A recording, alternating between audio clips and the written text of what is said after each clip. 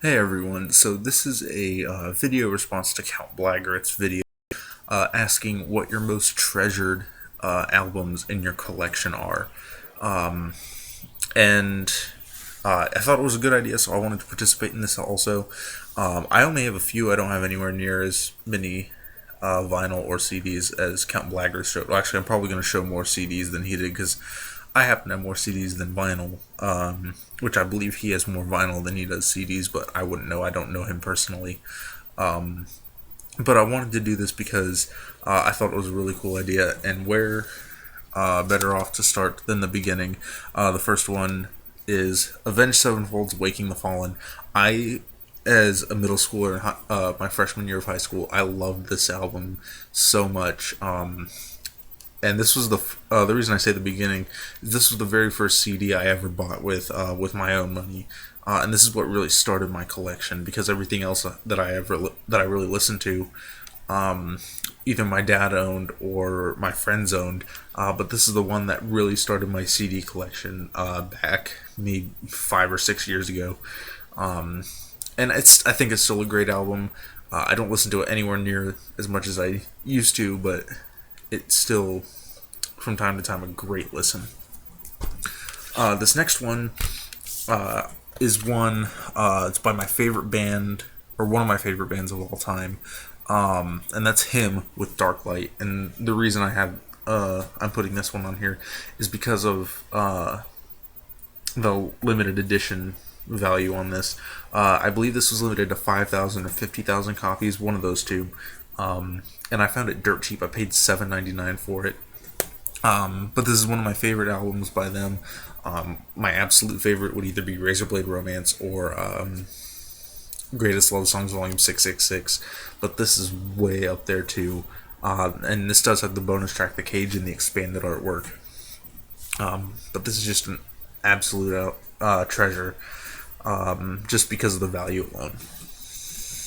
The next one is Shinedown with Amaryllis, and the reason this one's on here is because I got this at the concert that I saw them at, and when I purchased this album at their merch table, I got a pass to go meet the band, and they all signed the record here. You have Brent Smith, Eric Bass, Barry Kirch, and Zach, or not Zach, Zach Myers, the guitarist. That's from, I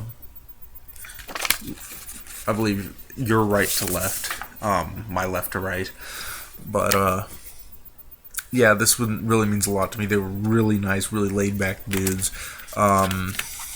really awesome guys, and I'd love to meet them again. And I'm glad I got to meet them once. And I saw that concert was the best night of my life, one of my favorite concerts of all time, rather. And I wouldn't trade that night for anything because meeting Shinedown was, as a freshman or sophomore in high school for me, it was like, wee! My inner 16-year-old, well, I was 16, my 16-year-old self was just immensely happy at the time. These next two sort of go together. We have the Devin Townsend Project with Ghost, and Catatonia with Dethroned and Uncrowned. And this is an acoustic version of their album Dead End Kings. And this is the ambient album of the four Devin Townsend Project albums. And the reason these two go together is because they are a huge relief to my insomnia most nights. And for that fact alone, that just makes them amazing because almost nothing can relieve my insomnia. And they're just great albums. On top of that, Devin with Ghost, Devin Townsend just does another phenomenal job proving his versatility and everything that he does. So that's why Ghost by the Devin Townsend Project is on here. This one, I just thought it was a great reworking of their album Dead End Kings, and I love Dead End Kings. And this was just absolutely great, very relaxing. Very dark, very ambient, very mellow, and just all around great. This next one is one that means a lot to me because one of my closest friends gave me this for my birthday last year. And that is Pink Floyd's The Endless River. And I've always been a fan of Pink Floyd. I never really got a chance to listen to this until they gave this to me, and they gave me this deluxe box, which comes with a bonus DVD, some lithographs, and the expanded art book, which is really awesome. And to my friend Allison, thank you very much. This means a lot to me. I love it. I still listen to it to this day. Louder Than Words, the only track with vocals on it. One of my favorite tracks off this album. And if I had to pick one of the instrumental ones, which is everything but Louder Than Words, I'd have to pick Anicina. I believe that's how it's pronounced. Or technically it's not instrumental, but Talkin' Hawkin', which has Stephen Hawking speaking in that track also. So Pink Floyd's The Endless River. The next one is Ahab, The Boats of the Glenkerrig. I know this is a very recent album, but it's already a gem in my collection because I love albums that can turn literature into music. For some people who don't know, this album takes the book, The Boats of the Glenkerrig, and puts it in a funeral doom setting, and it's just absolutely great. Another one that I don't have in my collection, unfortunately, that did that with my favorite book series of all time, the Malazan Book of the Fallen, was Caladan Brood with their album Echoes of Battle. I absolutely love that album. Every time I read those books, I listen to the album while I do it, and it's just great. So Ahab, The Boats of the Glenkerrig, and even though I don't have it physically, Caladan Brood's Echoes of Battle. The next one is Breaking Benjamin's Dear Agony. This album really helped me a lot when I experienced a loss. My brother had passed away, and this album had just really helped me get through that time, especially with tracks like Give Me a Sign or An Anthem of the Angels and Dear Agony. This album just really helped me altogether, along with the rest of their discography, but more so this album and Phobia. So this one holds a special place in my heart just for that. The next one is Amorphous with Skyforger. And this is because Amorphous is one of my favorite bands of all time, and this is the album that I could definitely say got me into them.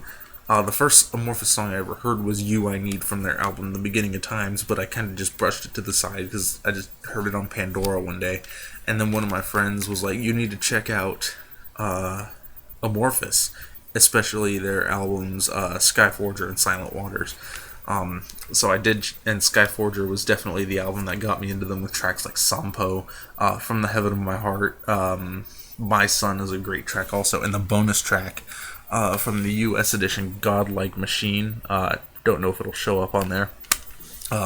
Really just sealed it with me, and it made Amorphous instantly one of my favorite bands of all time.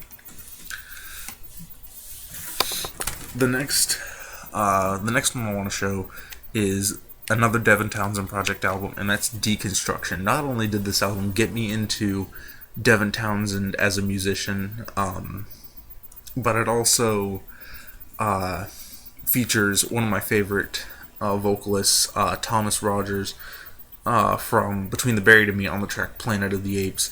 And not only that, The Mighty Masturbator, while the title is hilarious, the track is just absolutely amazing. I think it clocks in around 16 minutes, and it just shows everything that Devin is able to do. And it really inspired me as a musician. So this album is there for that reason. And the last one is here because of how cheap I found it compared to what it is. And I just showed this in one of my last collection updates, if not the last one. It was used when I picked it up. It was $80 used. But I got almost 50% off on it. I got 45% off and paid like $55 for it after tax, because Tennessee sales tax is unfortunately ridiculous. But that is Cannibal Corpse's Dead Human Collection, 25 Years of Death Metal. If you want to see what all's inside it, like I'll show a couple of things from it. This is the Dead Human Collection set. This is this is their first 12 albums on CD, from Eaten Back to Life all the way up to Torture, which was their 2012 album. This was released in 2013. This box set was. The only other album in their discography is outside of these is A Skeletal Domain, which I do own also. And then you have the Torturing and Eviscerating Live album on CD, as well as a picture disc. And then it also came with prints of all the artwork, which is great. If you want to see everything in more detail, go check out one of my last collection update videos. And it's the very last thing in that video. So that is my most treasured items in my collection. Thank you, Count Blaggerith, for this idea. Again, this is a video response to him. Please go check him out. Link to his channel will be in the description. He's a great guy. Loves interacting with his fans. And his collection is great. I'm always finding new bands from him, either from his collection updates or his full collection videos that are still going on, and his end of the year list as well. So thank you guys for watching. Thank you guys for subscribing. Let me know what your favorite albums are, or your most treasured albums in your collection. Post a video response not only to me, but also to Count Blaggerith, because he puts out good content and he deserves the attention. So thank you guys for watching. Thanks for subscribing, and I'll see you guys later.